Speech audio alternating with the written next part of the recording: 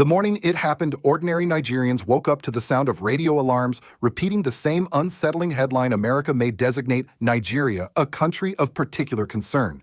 For many older citizens, it felt like the kind of announcement that drags you back to memories of darker, more uncertain decades. Some whispered about President Trump warning of a possible intervention. Others spoke almost fearfully about the wild rumor that his allies were urging him to split Nigeria into a Muslim North and a Christian South. But beneath all that noise, beneath the political theatrics and the international tension, something far more profound was unfolding inside Nigeria itself. A shift that did not make the front page. A tremor happening quietly beneath the soil of a nation already divided by history, faith, and power. For 70 years, the North held the reins of Nigerian politics through its numbers, its grip on the military, and its tradition of influence. Administrations changed, presidents came and went, yet that unwritten rule remained: the North always had the final say. Even those who disliked the system learned to live with it simply because it felt immovable, unshakable, permanent, until now. In 2025, without raising his voice, without calling for confrontation, President Bola Ahmed Tinubu began dismantling that 70-year dominance piece by piece, reshaping alliances, redirecting resources, and rewriting the invisible map of power that had governed Nigeria since independence. And what's happening today is not loud, it's not chaotic, it's not even obvious to the untrained eye, but it is historic. And that brings us to the real question: is Nigeria entering a new era of balance or walking into a storm that has been quiet for too long? For viewers following Africa news, for those who have watched leaders like Ibrahim Traoré challenge old power structures in Burkina Faso, this moment in Nigeria may feel familiar. A continent shifting beneath its own weight. If you care about these deep structural changes, please share this video and subscribe if you believe the truth should matter more than the headlines. For anyone who has followed Nigerian history, the change underway did not begin in the newspapers. It began in the long shadow of decades in which one region, northern Nigeria, held an unbroken grip on the nation's power. To understand why the events of 2025 feel so seismic, you have to start with the truth most Nigerians quietly accepted from 1960 all the way to 1999, and then again from 2015 to 2023. Under President Muhammadu Buhari, the North was the political anchor of the country. They controlled the presidency, the military hierarchy, the core institutions, and the unspoken rules that guided power. It wasn't just influence, it was dominance. The North's strategy, as the video made clear, was built on numbers: nearly 40% of Nigeria's population. That meant votes, leverage, and bargaining power. But it also meant something darker: a system that never bothered to build industry schools or a competitive middle class. The political elite relied on population as a weapon, not development as a foundation. And for decades, it worked.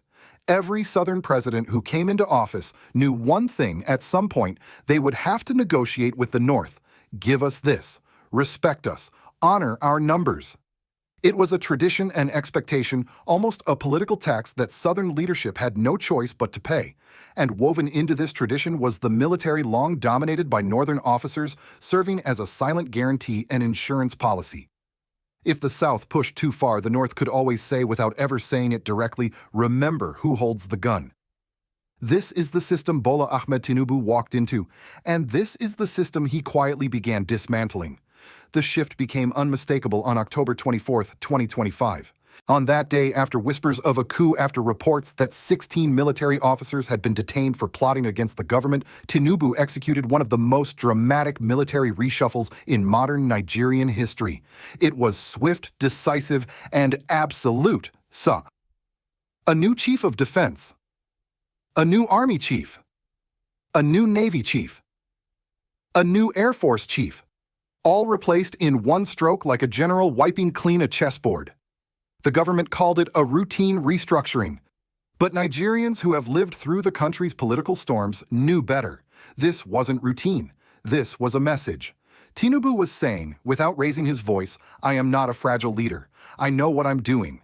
And if anyone believes they can pressure or threaten my administration, the door is open for them to leave.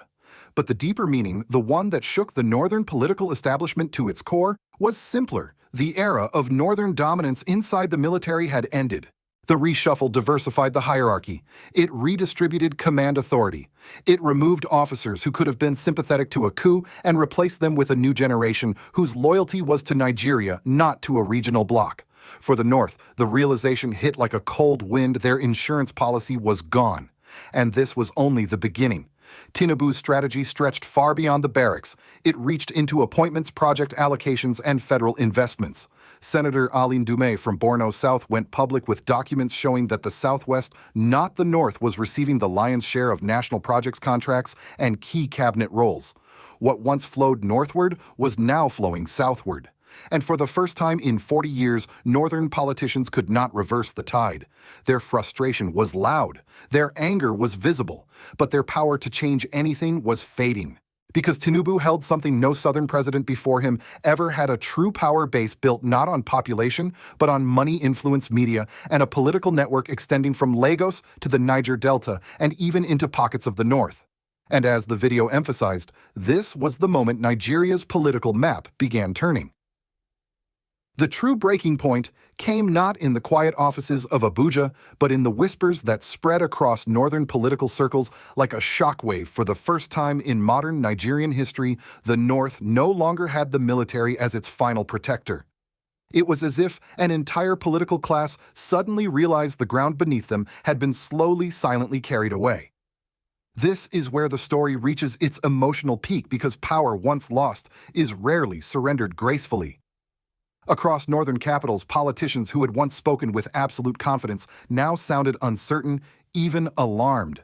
Men who built their careers on the assumption that the military tilted in their favor suddenly had no anchor. Their frustration began boiling over publicly. Senator Ali Ndume, usually measured, usually cautious, stepped before cameras, holding documents, spreadsheets, and receipts to make a claim no one in the North expected to hear out loud. The Southwest is taking everything. He pointed to allocation charts showing how infrastructure funds, major contracts, and federal appointments were concentrating in Lagos and the surrounding states. He warned that the political formula that had defined Nigeria for decades was being rewritten without negotiation. His voice was sharp, almost desperate, not because the North had lost once, but because they sensed they might not regain that power again. But here is what made the reaction even more frantic: they couldn't stop it. Tinubu was not behaving like previous southern presidents who needed northern approval for every step. He wasn't asking permission. He wasn't bargaining. He wasn't afraid to ignore their demands.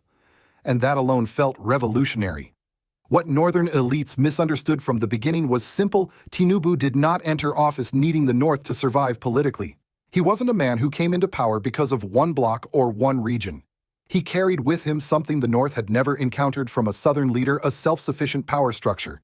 He had a loyal Southwest political machine, access to wealth and private influence, a media network capable of shaping narrative, alliances across the South, South, and Southeast, and now control over the military hierarchy.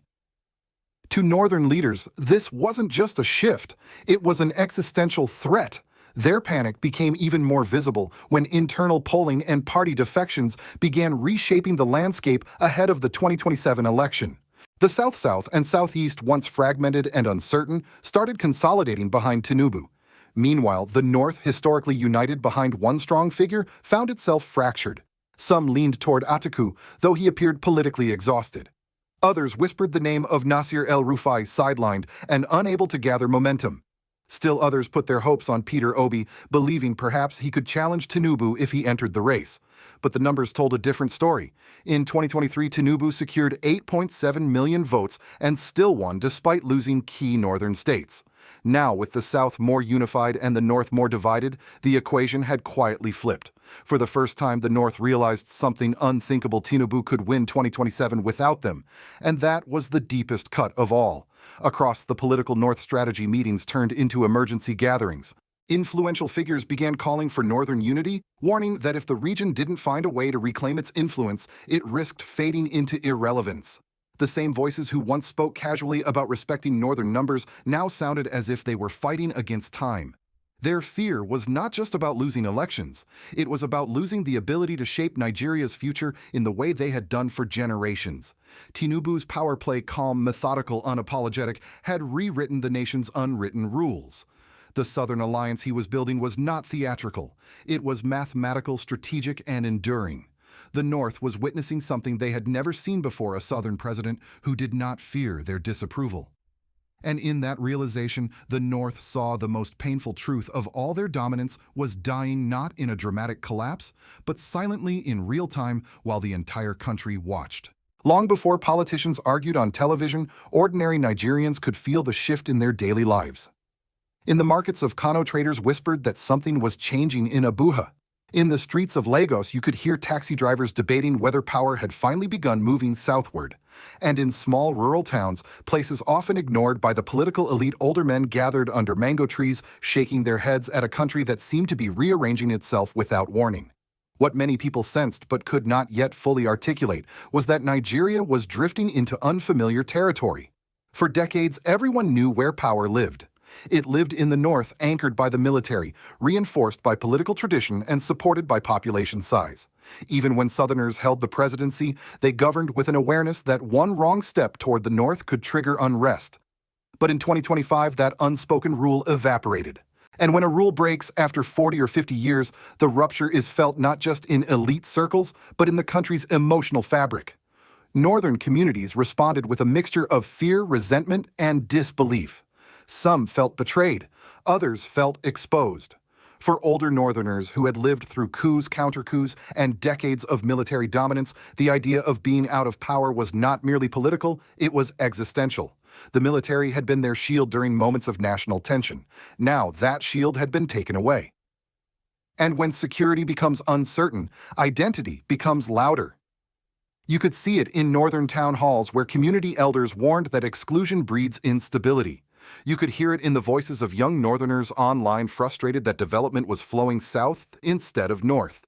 For them, Tinubu's new distribution of appointments and federal resources felt like a punishment, even though it was in reality a redirection after many years of imbalance. Meanwhile, in the south, a very different emotion took root: relief. Local leaders spoke proudly of long-awaited road projects, federal contracts, and ministerial positions finally reaching their states. People said openly for the first time in a long time that the South deserved development too. It felt like long-postponed recognition. But under all that hope lay a quiet warning, because shifting dominance is not the same as fixing the system. Tinubu's redistribution of power was not accompanied by structural reform.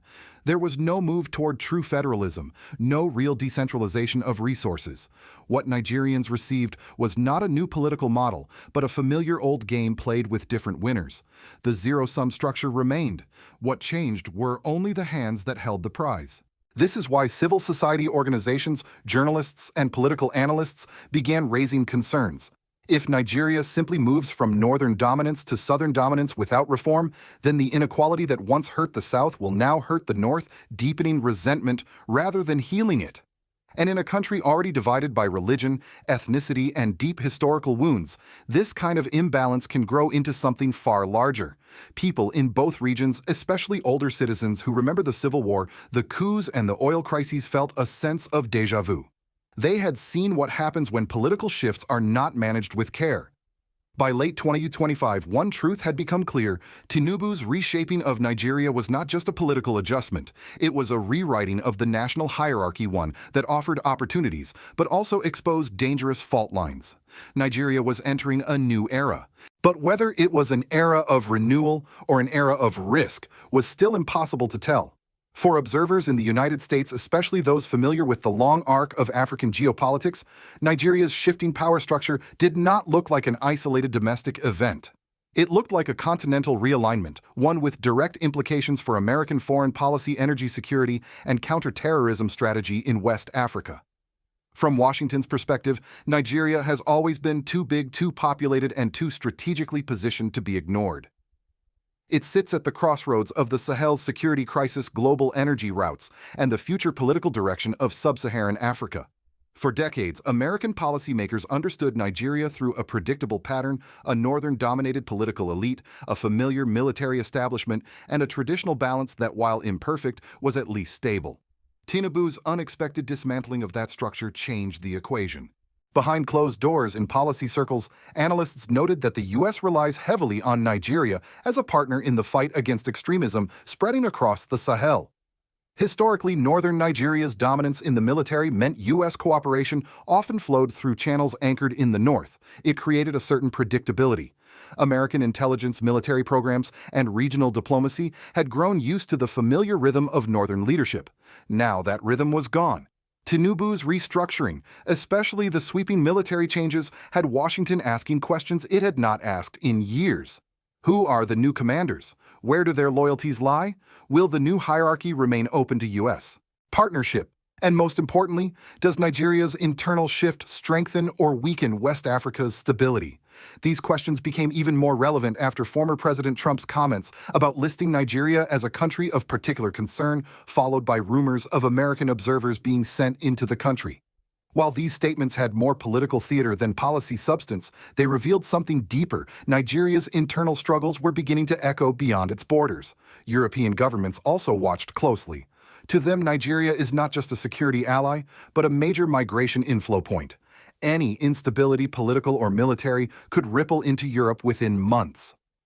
Nations like France, already losing influence in the Sahel, worried that a stronger southern-led Nigeria might align more closely with regional blocs that reject Western interference. And across Africa, the shift carried symbolic weight. Countries that had recently rejected old power structures, Burkina Faso, Mali, Niger, saw Tinubu's assertiveness as another sign that African leaders were moving away from established political traditions and foreign influence. Some observers even noted that the assertive tone emerging in Nigeria echoed movements seen under Ibrahim Traoré in Burkina Faso, a confidence in redefining national sovereignty, even if it meant confronting older systems head-on. For American viewers, especially those in the older generation who remember the Cold War era, Nigeria's transformation offered a sense of déjà vu. Once again, Africa was becoming a theater of shifting alliances, competing visions of governance, and a recalibration of power between regions. But unlike decades past, this new wave was being driven internally, not imposed from abroad. The global reaction, in essence, was a mixture of curiosity, caution, and quiet concern. Because when the most populous nation in Africa rewrites its internal balance, the entire world feels the vibration. As Nigeria moves into the next chapter of its political life, one truth sits quietly beneath all the headlines, louder than any speech and deeper than any reshuffle. A nation this large, this diverse, and this divided cannot afford a careless transition of power. The events of 2025, Tinubu's military overhaul, the shift of federal influence toward the south, and the unraveling of 70 years of northern dominance are not merely political maneuvers. They are signals. They are warnings. They are the early tremors of a country learning to stand on new ground while still carrying the fractures of its past. For many older Nigerians, especially those who lived through the Civil War, the coups of the 1970s and 1980s, or the turbulence of the Abacha years, the feeling is familiar. When political maps are redrawn too quickly, the deeper cracks of society begin to show. You see it in families divided by region. You hear it in church sermons, mosque dialogues, and early morning radio debates. You feel it in small moments, in fear, in pride, in uncertainty, in hope. Because the truth is complicated, a shift of dominance is not the same as healing a nation. And a redistribution of power is not the same as building a fair system. Nigeria now stands between two futures. One path leads toward a country that finally embraces federalism, where every region can grow on its own strength, where resources follow need rather than identity, and where power flows downward instead of being hoarded at the top. The other path leads toward another cycle, this time with the roles reversed, another region claiming its turn to dominate while old grievances harden into new resentments. Across Africa, this pattern is not unfamiliar. In Burkina Faso, under Ibrahim Traoré, another form of restructuring is underway, different in style, different in context, but born from the same continental desire for sovereignty and fairness. These stories appearing day after day across Africa, news are reminders that nations do not break in a single moment, nor do they heal in one. They evolve through choices, some bold, some risky, some irreversible. So the question now falls to the people watching, especially those who understand history's long memory. Is Nigeria entering a moment of renewal or stepping into a quiet storm that will reveal its strength only when tested? If you've followed this journey from the beginning, if you care about where Nigeria, West Africa, and the wider continent are heading, then your voice matters. Please share this video if you believe others should understand how deep these shifts truly run. And subscribe if you believe that truth, not headlines, is what guides nations in their most fragile moments.